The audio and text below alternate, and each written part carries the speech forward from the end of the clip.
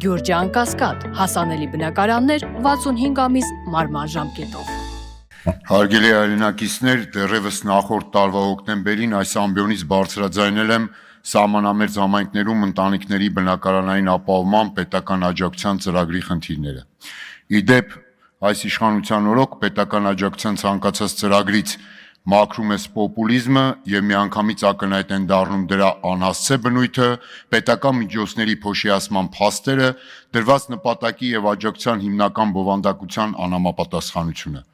Այս ծրագիրն էլ հենց այս հիմնական պատճառներով նախորդ տարվա կեսից կասեցվեց, չնայած որ կառավարության որոշմամբ նախատեսված էր ծրագիրն իրականացնել առնվազն մինչև 2025 թվականի ավարտը, բազմապատկել շահառուների թիվը եւ այսպես շարունակ։ Սահմանամերձ գյուղական բնակավայրերում սեփական հող կամ կիսակառույց շինություն ունեցող քաղաքացիները հնարավորություն ունեն կառուցելու տուն մինչև 16 միլիոն դրամի չափով հիպոթեկային վարկավորմամբ, որի մայր գումարը եւ տոկոսները պիտի վճարվի պետական աջակցությամբ պետական բյուջեից։ Ծրագրի խնդիրները մնում են չլուծված եւ ակնհայտ էին ի սկզբանե։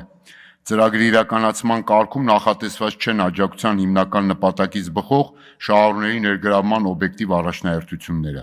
Հետևաբար ծրագրի առաջնային շահառուները չեն կարողանում ստանալ պետական աջակցությունը։ Փոխարենը պարզվում է, որ ծրագրից օգտվում են այդ աջակցության կարիքը չունեցող եւ դրված նպատակին չհամապատասխանող քաղաքացիները։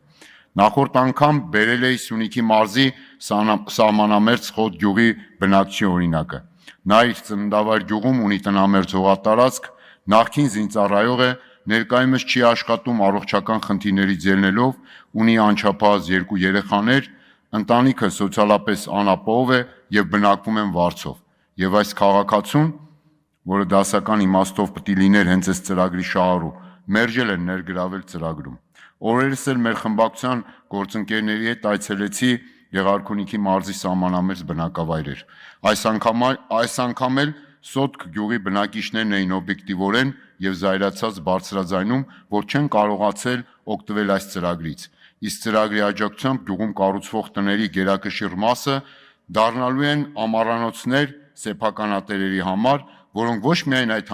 համայնքի բնակիչներ չեն, սոցիալապես անապահով չեն, այլ նաեւ ըստ գյուղացիների տեղեկության նրանցից որոշները հանդիսանում են մարզպետարանի աշխատողներ կամ սերտ կապի մեջ են տարբեր պետական ու տարածքային կառավարման մարմինների պատասխանատուների հետ։ Ինչ է ստացվում, այս իշխանությունը թոշակ եւ նպաստ չի բարձրացնում, փոքր բիզնեսի հարկային բեռը կրկնապատկում է, նաեւ հիմնավորելով իբր թե դրա փոխարեն սահմանամերձ բնակավայրերում են իրականացնում պետական ծրագրեր։ Իրականում սահմանամերձ բնակավայրերի թոշակառուների եւ անապահով ընտանիքների սոցիալական խնդիրները խորանում են, իսկ սեփական միկրոբիզնեսով գոյատևող քաղաքացիների հարկային բեռը կրկնապատկում է այն նպատակով, որ ճարպիկ, նյութապես ապահովված, ինչու ոչ օրվա իշխանավոր հանդիսացող կամ նրանց հետ սերտ կապի մեջ գտնվող որոշ քաղաքացիներ կառուցեն այդ բնակավայրերում ամառանոց պետական ֆինանսական միջոցներով։